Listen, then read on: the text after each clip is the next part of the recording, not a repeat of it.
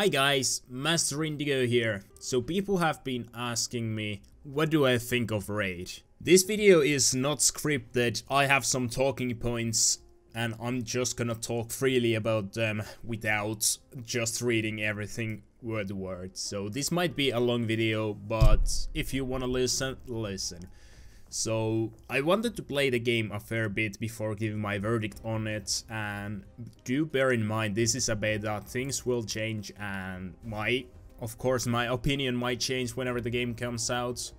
So let's talk about things. These are not in order, so you can skip if the thing I'm talking about doesn't interest you, and so on. So I've played about 15 hours of the beta now. I think that's enough to give me a good verdict.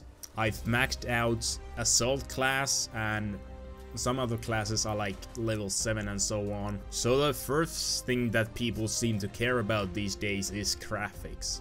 And we know, there is no denying, this game looks 10 years old, if not older. But I don't give a rat's ass about that if the gameplay is fun. And it is fun for me. Of course, it does have its problems, mainly because of the diesel engine. I can appreciate the effort and love that Lion has put into this game, and I can understand why they chose the the diesel engine. They had, well, most of them had been working on Overkill with the same engine, so it was easier than just to learn new engine and so on. But with diesel engine come most of the problems. The game doesn't look good, and for what it looks like, it doesn't run good. I'm a little bit disappointed with how the game runs on my PC. I don't have top of the line PC, I have fairly good PC. I have a GTX 1070, Intel Xeon, or anyways, all these stats of my PC on the screen now. Sometimes I can get easily 135 FPS and generally stay on the 100 plus FPS area, but then sometimes I cannot even reach 50 FPS no matter the graphics settings, and this is on 1080p, not 4K or anything like that. With graphics card like mine and PC like mine, I would expect a little bit better, but I assume this is mostly because of the diesel engine and how that engine is quite trash, to be honest. Some things I can appreciate Lion doing. One thing I first didn't like was how they had a field of view slider, but the values were from 0 to 100. Like, yeah, I can appreciate a field of view slider, but what is 0 to 100 meaning? It's a percentage, and we know that the field of view is not gonna be 100 or 0 there. So that is something they actually already fixed. They added the numbers and actually added field of view slider to go higher, up to 110 now. And this is something that Payday 2 hasn't managed to do in 4 years. Payday 2 still has field of view slider but no values. Maximum field of view without mods in Payday 2 is 91, I believe. And now we can reach 110 in Raid here. Another thing people were complaining about was the depth of field, which was super distracting.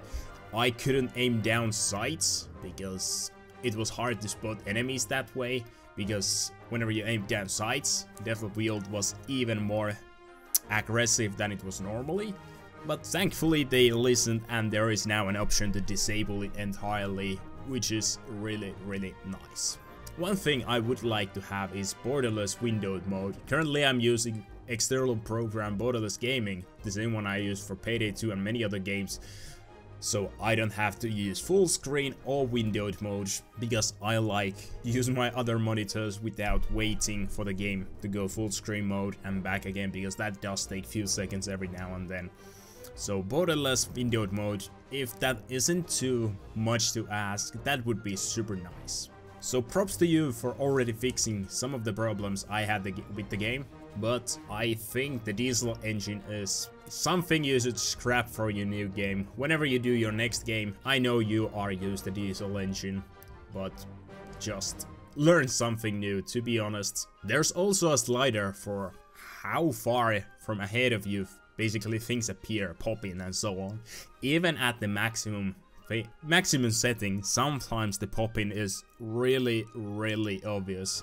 It's too close, and even with how short distance you see things, the frame rate doesn't go too high. I know that some people can run the game fine, but with my PC, I would think the game should run better than Battlefield 1. I mean, Battlefield 1 is running a different engine, looks hell of a lot better than this game, and it runs better. I get better FPS in Battlefield 1, high settings, maybe sometimes even ultra depending on the map and the game mode, and if there's explosions and not. But yeah, you get the idea. Diesel engine. And this is with the game before launch. Payday 2 ran with 2-core processor, Radeon 6850 I believe I had at the time, 2013. I ran the game all the time, 100 plus FPS with that PC, 4 gigs of DDR2 RAM. And now, with holy moly, how much better PC I have now. Payday 2 with so much post-launch content. Some maps I dipped to 40s FPS, safe house rate, that runs like ass, you guys know it. And it's even worse with lower tier computers. So I'm a little bit worried how the game runs right now, because there is no post-launch content yet, because obviously the game is not out yet. So if the game runs like this, without any added content, sometimes 40, 50 FPS, I think I dropped to less than 40 FPS at times. I can only imagine this will get worse, just like it did with Payday 2. Moving on to talk about the 3 raids we currently have in the map. Odin's Fall, Trainwreck, and Hunters. All of these, except Trainwreck, can be stealthed, and there are things I like about the stealth and there are things I don't like about the stealth, obviously. It is quite similar how Payday 2 would play if you played melee only and there were no pagers. You can move bodies instead of body bags, but it's just different appearance, and gameplay wise it is really similar. I like the lockpicking minigame that is introduced. In stealth, I find it a little bit annoying to do in loud, especially on higher difficulties where there's many layers of the lockpicking circle animation. But on stealth it's much more nice to do a small animation minigame rather than just pressing the interaction key for 20 seconds or something like that. First I will talk about Odin's Fall. I like how there's different approaches depending if you fail the stealth at the beginning, if you don't stealth at all, and so on. If you use dynamite to open the front door, or if you use the dynamite upstairs, if you use the AI gun. I can appreciate there's tons of different ways you can do things. I mean, depending on how long you stealth it or if you stealth it at all. I feel like on very hard difficulty currently there's a little bit something wrong with the guards inside the flag tower. Sometimes they are just almost impossible, I would say, to stealth around. I've heard many other people saying the same thing. Sometimes there's like 3 guards in the same spot and they don't move at all. Overall, I think currently Odin's Fall is my favorite raid out of these 3. Hunters, I feel like, is much better in stealth. It is simple because there's 3 camps you have to kill some people in, and after that just escape. In loud, I feel that raid is very lackluster because killing the 3 camps is just as killing any other enemies, but they are highlighted. So I like this raid in stealth, but in loud it is very lackluster. I don't know what else to say about it. Trainwreck. Now, it came a few days later than the other 2 raids to the beta, so I've had a little bit less time playing this one than the other 2, but still a fair amount of time. The bridge here. I like the level layout, I like the objectives. The biggest thing I don't like is the gold moving. Gold is heavy, it's boring, it's tedious to move all the gold bars if you want to. Of course, you can only take 4 and leave, but if you want to take all of it, it's boring, it's slow, it's tedious, I already say it. But that's how I feel like it is. It's slowing the gameplay aspect down, while it's making me enjoy the game a little bit less. Same is problematic in Payday 2 if there's tons of bags, tons of bags to move around if the loot is heavy. I feel like light loot, more bags is actually more enjoyable for me in Payday rather than heavy bags, because if I can't move, I feel like I'm super restricted on what I can do and what I can't do. I know there are skills how you can move faster while carrying these bags. I'm gonna call them bags, sorry if they are not really bags, but so on. But out of these 3 options you had in beta, some of the other skills were actually more compelling than choosing back movement speed, because back movement speed is obviously unuseful when you are moving bags, and most of the other times you're not moving bags because, well, there are no bags. Currently in the beta, this is the only thing where bags are required for you. In Hunters, there is some extra loot you can secure that you have to carry around or throw.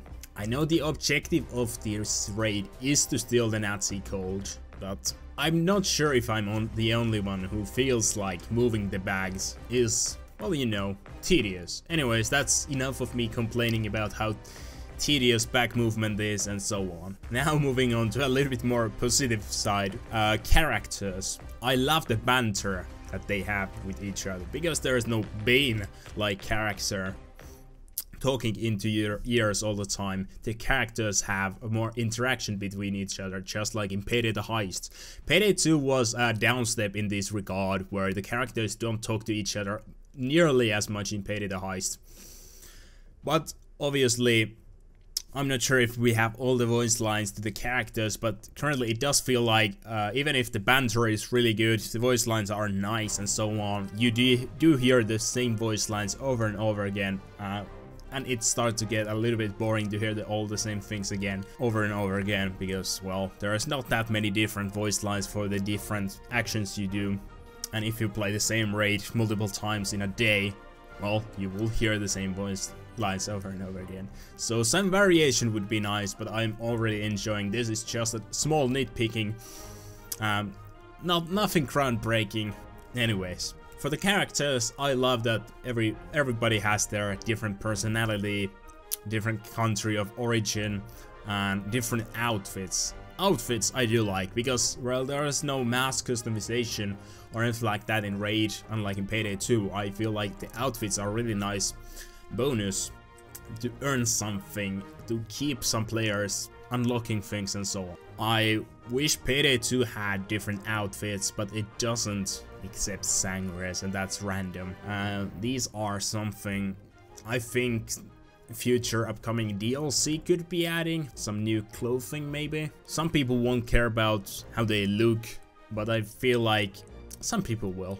Anyways, the camp, safe house, whatever you wanna call it, it's camp, not a safe house, but it acts same way basically. It is the base of your operations, and you go there and it's nice, but I think in the main menu there should be the server browser, so you don't have to go first to your own base and then open the server browser inside there to get inside somebody else's base to join their game and so on. Also, one thing I'd like to have is a restart button. Now, if you fail the stealth part and you want to restart, you have to go back to the camp and choose the mission again and start again. So it would save about a minute or even more maybe, depending on your load times, because sometimes the loading times are quite long in this game. I've heard that there will be some customization or upgrades to the safe house, and I think we saw some pictures in Reddit about how some guy actually got upgraded rooms or something, and it did look quite nice. For now, I will not talk about weapon balance, enemy damage and so on, because that is so easy to change, and I feel like whenever I upload this video, some things might already be changed, and for the post-launch, weapon stats are easy to change, and balance overall is going to be different. And if people complain, I really believe that Lion will fix balance issues and so on. In Payday 2 and Payday the Heist, if you died, you went into custody, and to get back from this custody state on higher difficulties, you had to trade your teammates with the police by using hostages. In Raid we don't have civilians, so there is no trading, and there is a respawn timer. I feel like the respawn timer is fine on lower difficulties, but on very hard the time is it 3 minutes 40 seconds? I feel like just waiting is a little bit boring. I mean, waiting and waiting, and the other teammates cannot do anything to speed this up if I'm correct. And it feels a little bit easy to get out of, well, not get out of custody, but to respawn. You don't have to do anything, just wait. If your teammates survive, that's good, you're back in the game. Go on, continue your mission. At least in Payday, it was a little bit more complicated. I think there should be another option, not just waiting here. I know that trading hostages is not an option because we don't have hostages, but I think waiting is just lazy, to be honest. There should be something else. Maybe your teammates could find you in a closet or something like in Left 4 Dead. Speed things up a little bit. Maybe kill a certain amount of enemies and you will respawn faster or something, I don't know. Anyways, I know I've complained about tons of stuff, but there's one thing I'm still gonna complain about, and that's the price of this game. Whenever Payday 2 launched a little bit more than 4 years ago, the base game was $29.99 and Career Criminal Edition, which was a special edition, was $45.99 in Finland at least. I believe it was $49.99 in US. So the special edition was more expensive there as well, but it did contain soundtrack, first DLC and some extra bonuses. Now 4 years later, we have a game using same engine, which doesn't look too good graphically. I don't care, but I'm not ignoring the fact. We don't know how much content there is gonna be, and it's more expensive than Payday 2 was at launch. The base price of this normal edition of the game is €36.99 in euros, and the special edition is $59.99, although there are loyalty discounts if you own Payday 2. If you don't own Payday 2 and all its DLCs, the Ultimate Edition bundle, then Raid World War II Special Edition is a good deal, but given now that you cannot gift because of Steam policies the Ultimate Edition, if you already own it, you are kinda wasting money here. The one big bonus of this Special Edition doesn't apply to you because you already own the DLC. Like me, myself, I already own all the Payday 2 DLC, I own the Ultimate Edition, so one of these is completely useless to me. I know that this is a Valve issue because they removed the feature to have gifts in your Steam inventory, which is sad but understandable for their reasons. But I'm still a little bit mad about this. So for about 15 more euros, what the special edition is, you're gonna get a skin for a car, comic book, which is exclusive as far as we know to the special edition, a skin for the bomb in the camp, soundtrack, and 2 melee weapons, 4 special edition jackets, which are exclusive, art book, and 4 exclusive wallpapers. So a skin for a van, a car, no value, just a nice bonus. Comic book, if it's 10 pages or more, alright, nice bonus. If it's actually long, 50 pages, awesome, awesome. But we all know that this will be posted online the day the game launches by someone who owns this special edition. That is wrong, but it's still true. It's not gonna be exclusive or anything like that. Same goes for the wallpapers. I don't consider wallpapers to be anything exclusive, and those will be posted on Reddit or forums or anywhere. Those are just pictures, and well, I don't think those should be even considered a bonus. A skin for the bomb in the camp, same goes with the red car skin. A nice bonus, but no value added. Original soundtrack, that's nice. It will be available as DLC. So with this, you're gonna get that soundtrack DLC, which is nice. We're gonna get 2 melee weapons, marching mace, as well as Admiral's dagger. Alright, I assume that these are just reskins, so once again, nice, but not super much of value. I do believe that the weapons, melee weapons, are a little bit more valuable than the bomb skin and the car skin. And then we also have 4 special edition jackets. Basically just one jacket in 4 different colors. I like different outfits, as I said previously, but having the same thing in 4 different colors, I wouldn't call it 4 different outfits. Just one outfit in the 4 colors. A little bit of value, sure. Digital orb art book, that's nice, that's nice.